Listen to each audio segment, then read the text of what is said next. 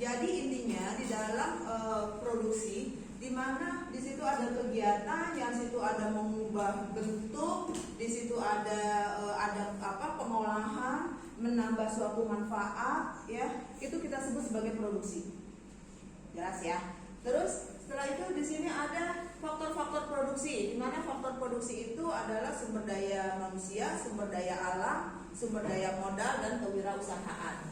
Di dalam faktor produksi itu, ini masing-masing faktor produksi itu mempunyai imbal jasa atau balas jasa. Di sini ada faktor produksi, Ibu bahas di sini. Faktor produksi ini adalah milik dari rumah tangga konsumen, dari RTK, ya. Di dalam faktor produksi yang tadi disebutkan ada sumber daya manusia, ada sumber daya alam, ada sumber daya modal, dan ada wirausaha. Yang tadi saya bilang bahwa masing-masing ini akan mendapatkan balas jasa. Balas jasa yang didapat dari sumber daya manusia adalah gaji dan upah. Gaji, upah, honor ini merupakan balas jasa dari rumah tangga. Balas jasa dari sumber daya manusia. Kenapa? Karena sumber daya manusia itu selalu berkaitan dengan tenaga kerja. Ya. Terus di sini juga ada namanya sumber daya alam. Sumber daya alam ini balas jasanya adalah pendapatan sewa. Oke, sebelum lanjut ke sini, Ibu bahas dulu nih satu persatu tentang sumber daya manusia. Kalau namanya kalian ya lulus dari SMA, pasti ada yang kerja, ada yang kuliah. Kalau yang kerja, langsung kerja, berarti kan kalian, asumsi kalian begitu kerja, pasti asumsinya akan mendapatkan gaji.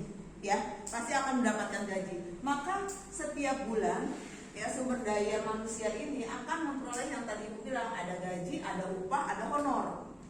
Nah, ini semua ini dapat digunakan untuk memenuhi kebutuhan. Ya. Terus selanjutnya ada sumber daya manusia. Sumber daya manusia ini imbal jasanya adalah pendapatan sewa.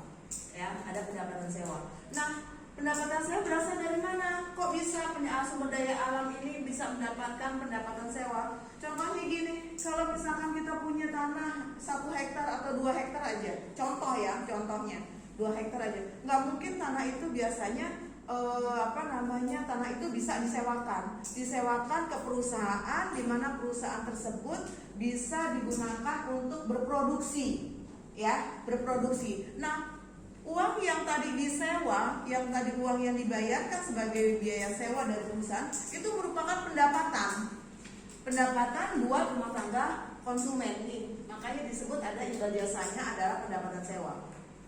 Ya, itu kalau misalkan tanah yang dimiliki digunakan untuk atau disewakan.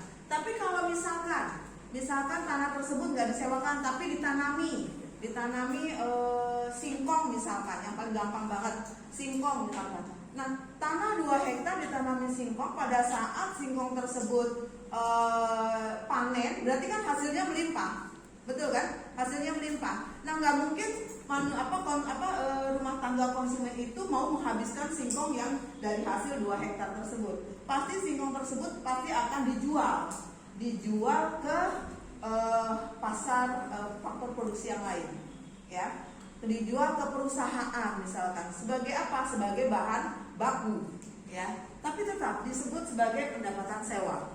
Terus setelah itu ada namanya modal, ya. Modal ini kita akan mendapatkan balas jasa pendapatan bunga. Balas jasa yang didapat dari sumber daya modal adalah pendapatan bunga, ya, pendapatan bunga. Kok bisa?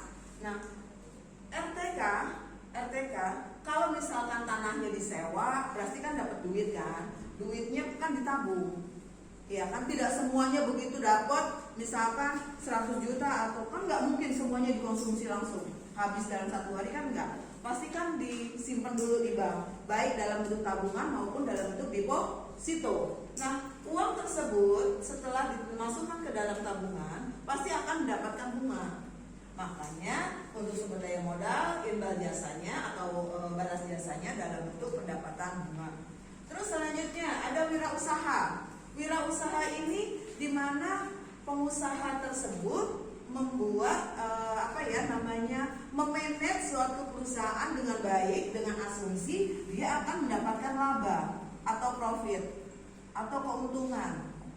Ya, jadi ini adalah faktor produksi yang digunakan untuk proses produksi. Pemiliknya siapa? Pemiliknya ini RTK. Semua ada di RTK. Ya, oke. Sekarang Ibu mau langsung ke circular flow dulu. Ya, berarti yang seharusnya ini circular flow ini posisinya ada di belakang, tapi saya tarik dulu ke depan. Kenapa? Karena ada hubungannya dengan rumah tangga konsumen. Ya.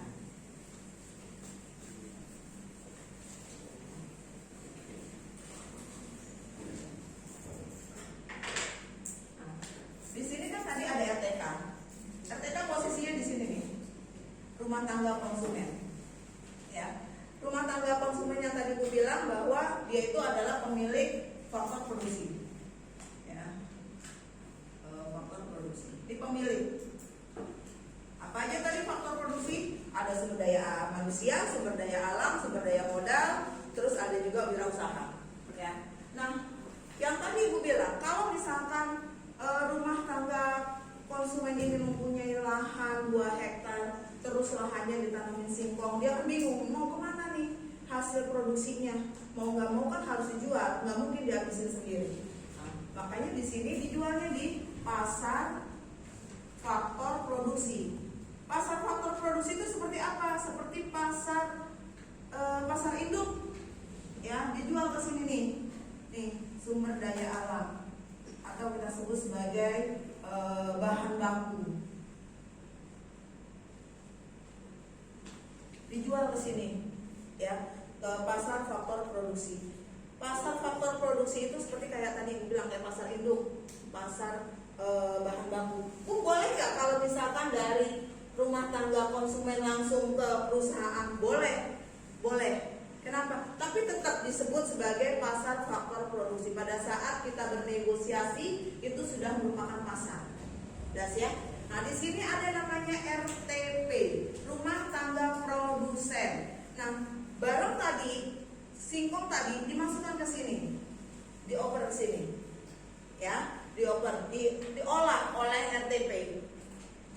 Ada yang menjadi keripik singkong, ada yang menjadi tepung tapioka, ada yang menjadi getuk, ada yang menjadi dan lain semuanya dan sebagainya ya. Yang penting berkaitan dengan singkong, diolah di sini.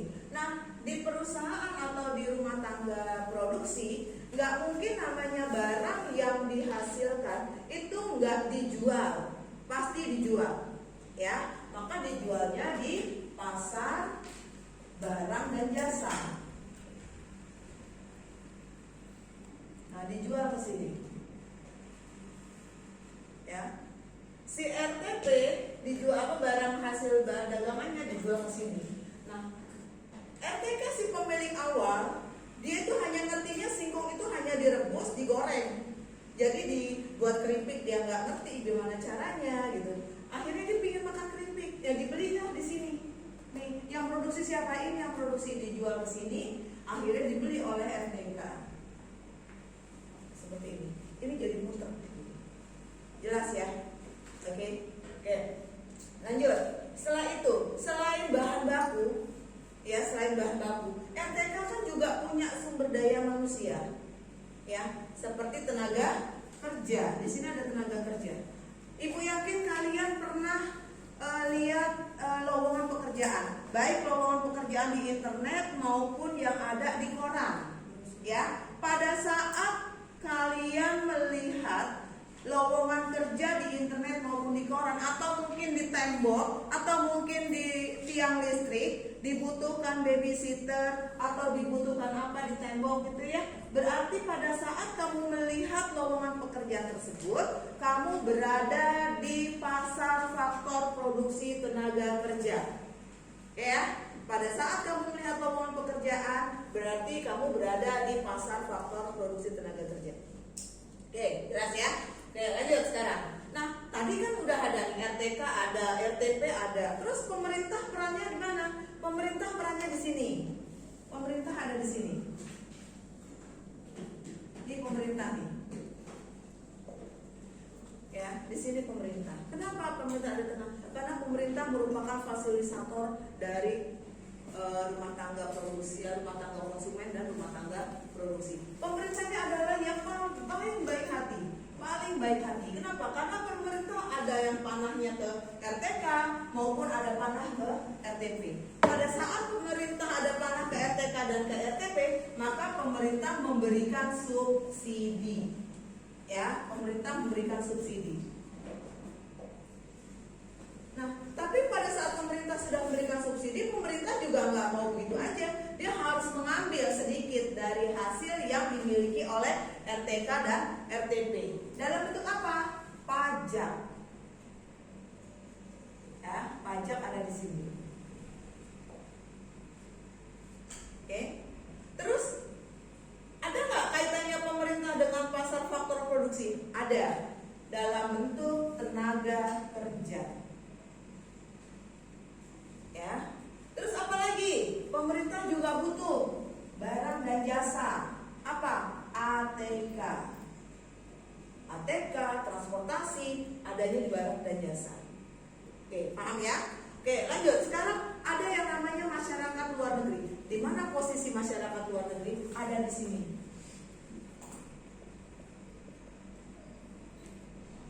Ya, masyarakat luar negeri posisinya ada di sini. Kenapa ada di luar? Karena masyarakat luar negeri itu tidak pernah berhubungan dengan pemerintah. Jangan oke, lanjut. Nah, masyarakat luar negeri ini berkaitan dengan rumah tangga produsen. Ya, nih mereka ada yang berbalik ke sini. Mereka melakukan ekspor,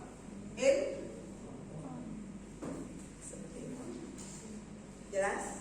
Oke ya, paham ya? Oke, lanjut. Sekarang kita masuk ke teori. Oke, sudah. Nah, sekarang kita lanjut ke teori perilaku produsen. Ya, yang dicanangkan oleh Bapak David Ricardo. Dia mencanangkan ada teorinya the law of diminishing returns. Ya, hukum tambahan hasil yang semakin menurun.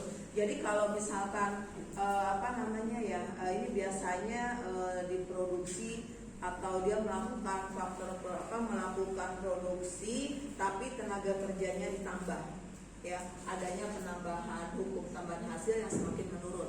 Jadi gini, pada saat dia itu, contohnya gini ya, pada saat dia mempekerjakan hanya satu tenaga kerja, hasilnya maksimum. Kenapa hasilnya maksimum? Karena tenaga kerja tersebut melakukan pekerjaan dengan baik, dia fokus, nggak ada temennya. Kayak kalian kalau kerja, kalau nggak ada temennya kan biasanya jauh lebih fokus dibandingkan kalau kalian itu ada temennya. Ya, kamu fokus kerjain, akhirnya selesai, hasilnya bagus. Ya, hasilnya bagus. Ya, tapi pada saat karena dilihat hasilnya bagus, maka si pengusaha ini gimana nih caranya kalau misalkan supaya hasilnya ini udah bagus, gimana kalau misalkan tenaga kerjanya kita tambah. Kalau tenaga kerjanya ditambah, otomatis hasilnya juga akan bagus gitu ya. Akhirnya ditambah tenaga kerjanya satu. Ternyata pada saat tenaga kerjanya ditambah, ada yang berbeda. Ada yang berbeda. Hasilnya bagus, tetapi pengerjaannya agak lama, agak mulur waktunya sedikit. Dari sini kita sudah bisa prediksi, ya.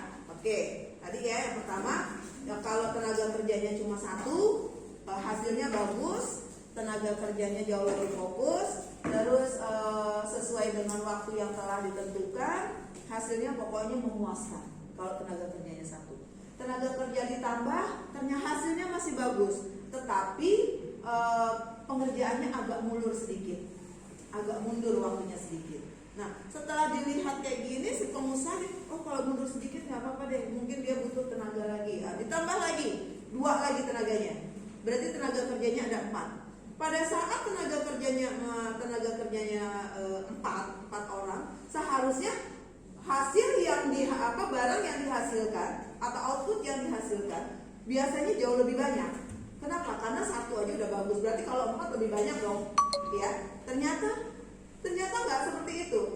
Pada saat tenaga kerja ditambah 2 jadi 4, justru hasilnya jauh nggak bagus lagi. Waktu yang dikeluarkan jauh lebih panjang. Kenapa? Karena bisa jadi tenaga kerjanya ngobrol, ya, bercanda, ya, terus istirahatnya terlalu panjang karena pada waktu istirahat mereka banyak ngobrolnya, ya, banyak faktor. Oke, ditambah lagi 4 lagi jadi 8. Ternyata pada saat tenaga kerja ditambah jadi 8, muncul lagi permasalahan. Ya, muncul lagi permasalahan apa? Ternyata benar-benar hasilnya berkurang, bahkan lebih jelek dari sebelumnya. Apa penyebabnya? Bisa jadi pabriknya terlalu kecil sehingga ruang gerak karyawan berkurang. Ya, jadi banyak faktor. Itu yang kita sebut sebagai hukum tambahan hasil yang semakin menurun. Jadi hasilnya bukan semakin bagus, tapi semakin jelek. Gitu ya. Terus di sini menurutnya jika ada paling sedikit satu output tetap sejenis, misalkan ya, oke, tadi sudah dijelaskan. Sekarang lanjut. Nah, di sini ada konsep biaya produksi. Konsep biaya produksi.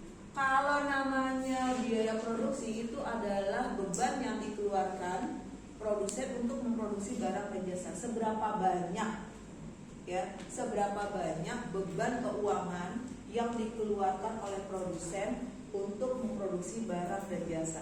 Barang yang dihasilkan atau output yang dihasilkan itu kan ada proses produksinya dan itu membutuhkan dana yang cukup besar, bukan dana yang sedikit, gitu ya. Nah, di sini ada 5 konsep, dasar tentang biaya produksi. Ada biaya tetap total. Biaya tetap total ini adalah jumlah biaya yang tidak berubah-ubah. Biaya tetap total itu adalah atau kita sebut sebagai total fixed cost (TFC). Ini adalah biaya yang jumlahnya tidak bertambah. Jadi biayanya tetap, baik pada saat dia itu memproduksi dalam jumlah yang sedikit maupun jumlah yang banyak, tetap biayanya segitu.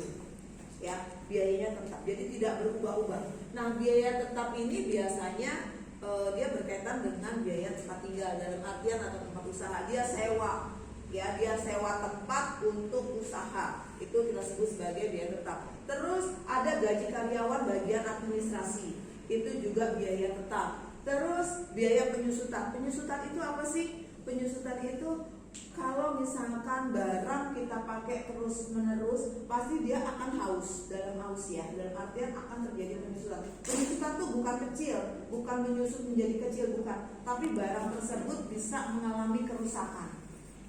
Ya, kayak misalkan kamu disuruh kerja terus, itu akhirnya nanti kamu juga ibaratnya apa ya, cepat sakit. Atau kalau kita lihat di sini nih di sini ada misalkan ada ubin yang retak, nah itu kita butuh biaya penyusutan.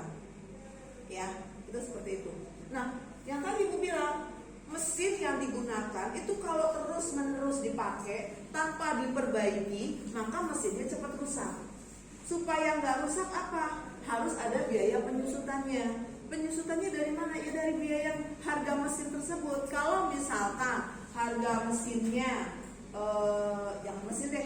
motor misalkan, kayak setiap hari kan kamu ke sekolah naik motor. Kalau harga motor misalkan 15 juta atau 20 juta, kalau kamu pakai terus motor tersebut tanpa diservis, hanya cuma ganti oli, terus tambah beli bensin, tanpa diservis sama sekali, apakah motor tersebut layak untuk dipakai? Pasti kan enggak. Iya kan? Kamu kan kadang suka main rem dan lain sebagainya gitu ya. Nah, itu kita sebut barang tersebut aus. Dia butuh biaya penyusutan. Penyusutan gimana cara menghitungnya? Cara menghitung penyusutan biasanya dari harga beli dikurang nilai residu dibagi umur ekonomi. Ya. Harga beli dikurang nilai residu dibagi umur ekonomi. Contoh, kalau misalkan barang atau motor kamu beli misalkan dengan harga 20 juta. 20 juta. Kita anggap umurnya misalkan 10 tahun. Tapi karena kamu perawatannya bagus, terus nggak rusak, setiap bulan diservis gitu ya, dioliin bagus lah ininya. Ternyata diperkirakan sampai usia 10 tahun masih bagus. Nah, kalau misalkan motor kamu dijual berarti nilainya masih tinggi. Kita anggap misalkan nilainya 5 juta. Berarti 20 juta dikurang 5 juta masih 15. 15 juta dibagi 10, berarti dalam 1 tahun kita menyisihkan uang sekitar 1.500.000 ya, 1.500.000 itu setiap tahun. Terserah mau dibagi sebulan monggo, mau langsung 1 tahun monggo. Uangnya ini ya 1.500.000 itu disimpan. Tahun pertama 1.500.000, tahun kedua 1.500.000 sampai 10 tahun. Setelah 15 juta terserah monggo mau beli motor baru atau tetap motor yang lama. Kenapa? Karena kan perawatannya bagus. Ya. Nah, kalau misalkan motor mau beli motor baru, berarti motor yang lama harus dijual dulu dengan harga 5 juta. Baru kamu bisa beli motor yang baru. Itu kalau penyusutan. Ya, jelas ya. Nah, terus selanjutnya ada biaya variabel. Nah, biaya variabel ini jumlahnya selalu berubah-ubah, ya nggak tetap. Kenapa? Karena sesuai dengan barang yang diproduksi. Semakin banyak barang yang diproduksi, maka biaya variabelnya semakin tinggi. Terus kalau misalkan barang yang diproduksi sedikit, maka biaya variabelnya juga sedikit. Jadi biaya variabel itu biaya selalu berubah-ubah. Terus selanjutnya ada total biaya. Total biaya itu adalah total semua keseluruhan biaya yang dikeluarkan oleh perusahaan untuk memproduksi suatu barang. Nah, untuk biaya total ini rumusnya TC, biaya total cost atau total cost, sama dengan total fixed cost, total biaya tetap total ditambah dengan biaya total variabel, ya, atau total cost ditambah total fixed cost, total cost sama dengan total fixed cost ditambah dengan total variable cost. Jelas ya?